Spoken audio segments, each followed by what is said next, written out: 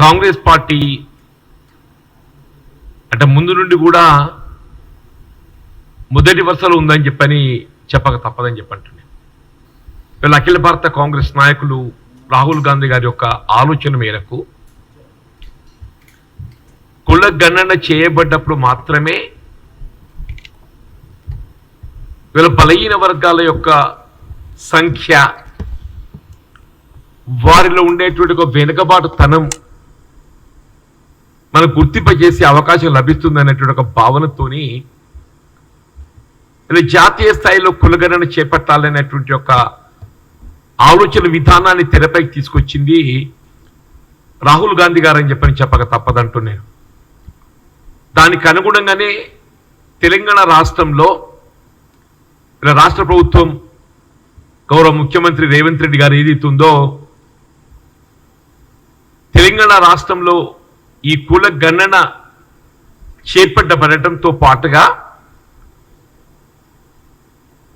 కులగణన వివరాలను ఏదైతుందో సంఖ్యాపరంగా ఇటు శాస్త్ర సభలో కానీ శాస్త్ర మండలిలో కానీ ఏకగ్రీవంగా ఆమోదింపు చేయబడి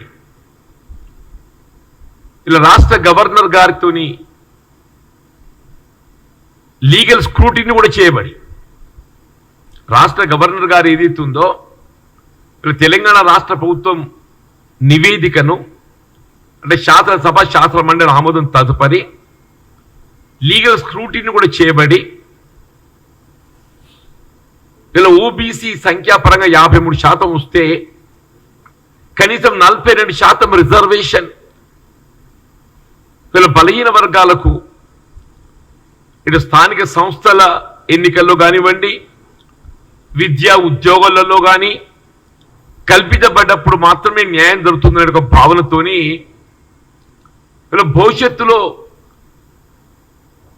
లీగల్ అంటే న్యాయపరంగా ఏ విధమైనటువంటి ఇబ్బందులు ఎదురుకాకుండా ఉండడానికి కొరకు వీళ్ళ కేంద్ర ప్రభుత్వం ఈ అంశాన్ని 9th షెడ్యూల్లో చేర్చబడే విధంగా కోరటానికి కొరకు ఏదైతుందో కేంద్ర ప్రభుత్వాన్ని కూడా నివేదించడం జరిగింది. దాని తదుపరే ఇవాళ కేంద్ర ప్రభుత్వం కూడా ఏదైతుందో ఈ కుల గణన ఆవశ్యకతను గుర్తించి ఇవాళ జాతీయ స్థాయిలో కాంగ్రెస్ పార్టీ రాహుల్ గాంధీ గారి ఆలోచన మేరకు డిమాండ్ మేరకు ఏదైతున్నదో జనగణనతో పాటుగా రాబోయేటువంటి సెన్సెస్ లో కుల గణన కూడా చేపట్టబడే విధంగా నిర్ణయం తీసుకోవటం హర్షించదగ్గ విషయం. తెలంగాణ రాష్ట్రానికి సంబంధించి నిన్న మిత్రులు ఆర్ కృష్ణయ్య గారు ఏదైతుందో రాజ్యసభ సభ్యులు రాబోయే స్థానిక సంస్థల ఎన్నికల్లో 42% రిజర్వేషన్ అమలు చేయబడే విధంగా చట్టం చేయబడ్డ తదుపరి మాత్రమే ఎన్నికలు జరిగితే బాగుంటుందని చెప్పిన సూచన చేయడం జరిగింది. అంటే వాస్తవం కూడా రాష్ట్ర ప్రభుత్వం కూడా అదే కాంక్షిస్తుంది. ఆ ఉద్దేశంతో ఏదైతున్నదో ఇవాళ స్థానిక సంస్థల్లో 42% రిజర్వేషన్ అమలు చేయబడే విధంగా చట్టం చేయబడటానికి చట్టం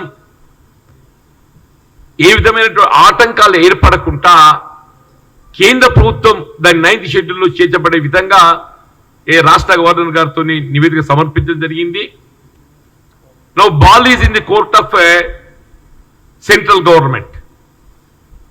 ఇవాళ ఏదైతుందో వీళ్ళ బలహీన వర్గాలకు ఏదైతే 42% రిజర్వేషన్ కల్పించబడే విధంగా తెలంగాణ రాష్ట్రం ముందు వరుసలో నిలబడి ఇటు స్థానిక సంస్థల ఎన్నికల్లో కానీ అదేవిధంగా విద్యా ఉద్యోగాలలో కూడా 42% రిజర్వేషన్ అమలు చేయబడే విధంగా భవిష్యత్తులో చట్టపరంగా ఏ విధమైన ఆటంకాలు ఏర్పడకుండా 9th షెడ్యూల్లో చేర్చబడే విధంగా కేంద్ర ప్రభుత్వం నివేదించిన అంశం మనకు తెలిసింది. మిత్రులు ఆర్ కృష్ణయ్య గారిని ఏదైతుందో వారి వల్ల బీజేపీ రాజ్యసభ సభ్యులు వీళ్ళ కేంద్రంలో అధికారంలో ఉన్నది భారతీయ జనతా పార్టీ.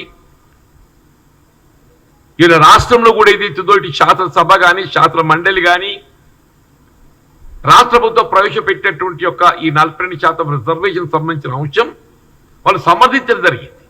ఇక్కడ గమనించదగ్గ విషయం, బీజేపీ రాజకీయ పార్టీగా దాన్ని సమర్థించి శాసనసభలో ఏకగ్రీవంగా దాన్ని ఆమోదం పొందటానికి తోడ్పాటు చేయడం జరిగింది. కాబట్టి మిత్రులు కృష్ణయ్య గారు ఏదైతున్నదో వాళ్ళ భారతీయ జనతా పార్టీ రాష్ట్ర శాఖ మరి కేంద్ర ప్రభుత్వానికి భారత ప్రధాని మోడీ గారికి ప్రత్యేకంగా నివేదించి ఇవాళ ఈ రిజర్వేషన్ అంశం అనేది ఏదైతుందో అంటే జాతీయ స్థాయిలో యూనిఫామ్ గా అమలు చేయడం అంటే మరి కొంత సమస్య ఎదుర్కోవచ్చు. అంటే ఒక్కొక్క రాష్ట్రం ఒక అభిప్రాయం ఉంటుంది.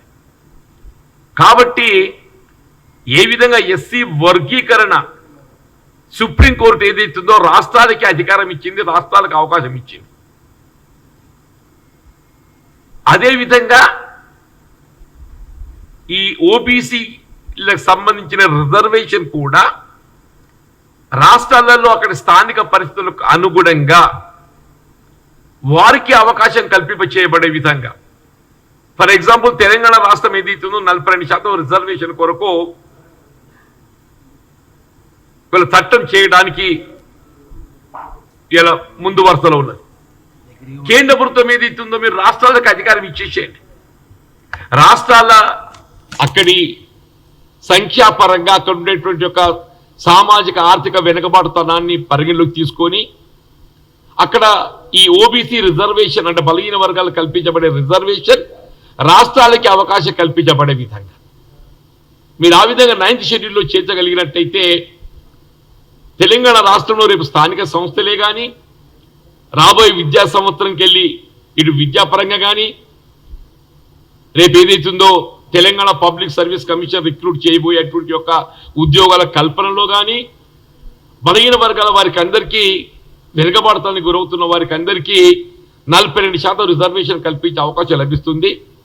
ఆ దిశగా ఇవాళ ప్రస్తుతం ఉన్న పరిస్థితి ఇది కేంద్ర ప్రభుత్వ పరిధిలో ఉన్న అంశం కాబట్టి నేను కృష్ణయ్య గారు చొరవ తీసుకొని ఇలా వాళ్ళ భారతీయ జనతా పార్టీ రాష్ట్ర శాఖ కేంద్ర ప్రభుత్వం అట్లాగే కేంద్ర భారతీయ జనతా పార్టీ నివేదించి తక్షణమే అది 9th షెడ్యూల్ చేర్చి రాష్ట్రాలకు అవకాశం కల్పించబడే విధంగా తగు చర్యలు చేపట్టాలని చెప్పని మేము డిమాండ్ చేస్తున్నాం, విజ్ఞప్తి చేస్తున్నాం. Thank you.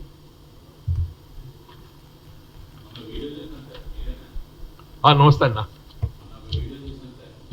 ఏం చూసిందో మీరు నాకేమరికే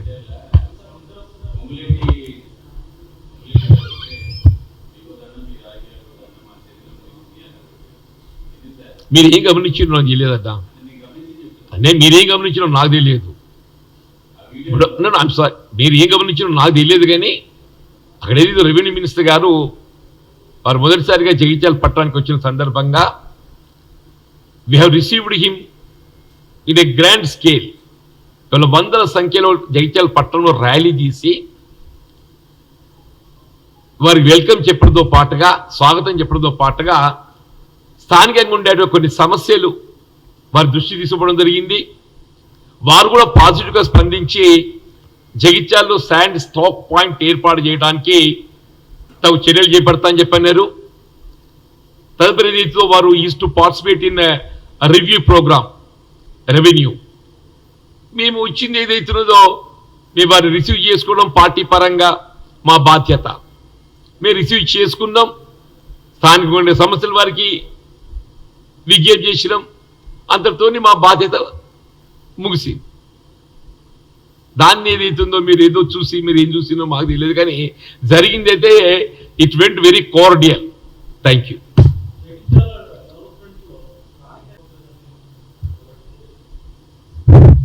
ఆయన ఎవరే నేను కలిసిపోవడానికి? నాకు అర్థం కాదు. అంటే నాకు ఐఎమ్ సారీ మీరేం మాట్లాడదు నాకు తెలియటం లేదు. నన్ను I my self is independent. I my self is an independent. I'm much senior than anybody. Jagtial పట్టణమే కానీ నియోజకవర్గ అభివృద్ధి పట్ల ఏదైతుందో నాకంటూ ఒక అవగాహన ఉన్నది. మరి జగిత్యాల ప్రాంతంలో చేయబడ్డ ప్రతి అభివృద్ధి ఏదైతుందో నేను శాసనసభ్యుడిగా ఉన్ననాడే కానీ నా ప్రజా జీవితంలోకి వచ్చిన తదుపరి అక్కడ చేపట్టినప్పుడు ప్రతి అభివృద్ధి కార్యక్రమం. ఇప్పుడు రాష్ట్రంలో కాంగ్రెస్ ప్రభుత్వం అధికారంలో ఉన్నది. గమనించాల్సిన విషయం, రాష్ట్ర ప్రభుత్వం కాంగ్రెస్ ప్రభుత్వం అధికారం ఉన్నది. whatever the developmental activity can be taken up is needed. Definitely I am for it. ఆ విధంగా ఏదైతుందో నా చర్యలు ఉంటాయి, నా అడుగులు ఉంటాయి. Thank you.